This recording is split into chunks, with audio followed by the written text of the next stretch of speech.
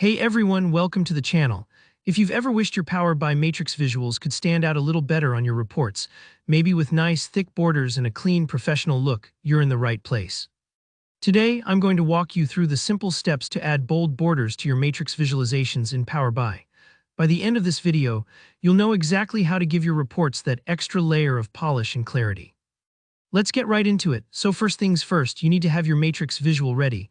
If you haven't done that before, don't worry, it's pretty straightforward. Go ahead and open your Power BI report, find the Visualizations pane on the right, and click the matrix icon. This will place an empty matrix visual on your canvas.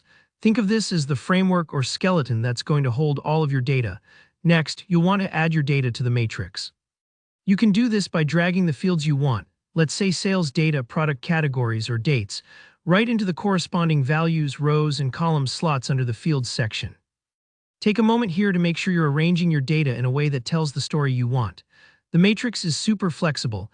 You can nest one field inside another, show totals, or break things out however makes most sense for your business question. Now, once you've got your matrix displaying the right data, you can really start to make it shine. Head over to the Format pane, that's the little paint roller icon in your visualization options. Click that and you'll see a bunch of choices for customizing your matrix's appearance. Let's start with background color. Under the Style section, you should see an option to set a background color for your matrix visual. Maybe you want a subtle gray to make your numbers pop or a white background for a cleaner look. Choosing the right background isn't just for looks, it also helps the border stand out more clearly, which is especially important if you're presenting to others or highlighting key data. Okay, let's dial in those thick borders. Still in the Format pane, look for the Visual Border section. Go ahead and toggle that on if it isn't already. Here, where the real magic happens, you'll see a slider or a field for width.